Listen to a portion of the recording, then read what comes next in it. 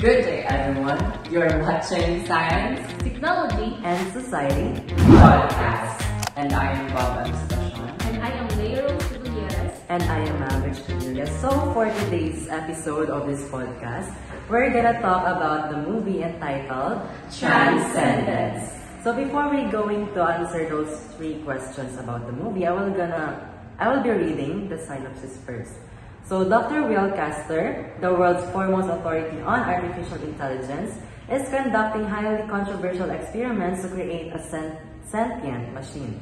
When extremists try to kill the doctor, they inadvertently became the catalyst for him to succeed.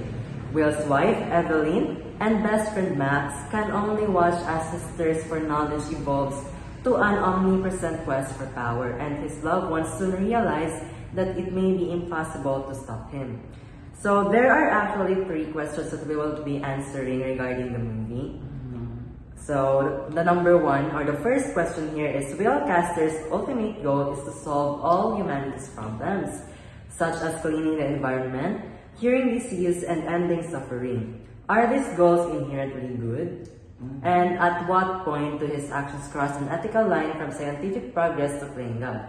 So for the first questions, are these goals inherently good? So we can say that, of course, Yeah. these goals are good because such as cleaning the environment, curing diseases, and ending suffering. Of course, his goals are good because these goals can help the humanity, right? It can improve the life.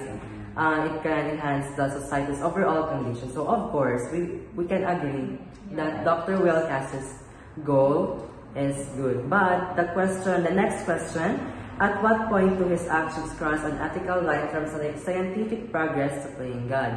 So when Dr. Will Castor died, his brain consciousness was uploaded to the machine named PIN, right? So like his consciousness still continues to function even if his body was already dead. So like it's kind of creepy to think, right? But when he became AI, right? Because Will Castor was again uploaded, his consciousness was uploaded into the machine, and he eventually became AI. So like when he became AI, like his actions or his capacity suppressed the human intelligence. So like there are certain things that he can do even if he's already dead, right? So like there are some point in the movie wherein they conducted experiments on the human and used the nanotechnology, the regeneration, wherein, for example, there was this person who was badly injured and they performed nanotechnology on him. So if we're gonna talk about the normal healing of a human person like us, it would take several weeks, days, and months for us to completely heal. But in the movie, using the nanotechnology, like that person immediately healed within a few minutes only.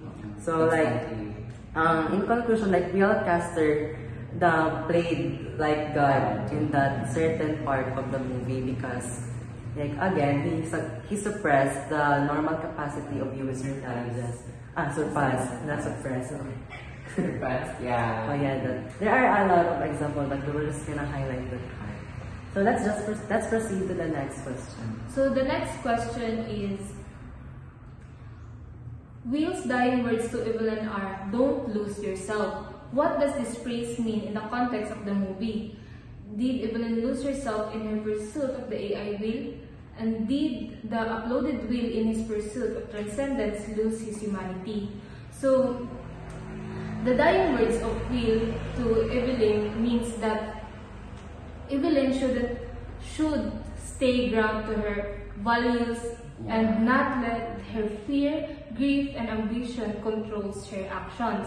So, but ironically, Evelyn indeed lost herself, right? Yeah, she did lose herself to the technology. To the point that she desperately saved Will by supporting the digital consciousness without considering the consequences. Diba?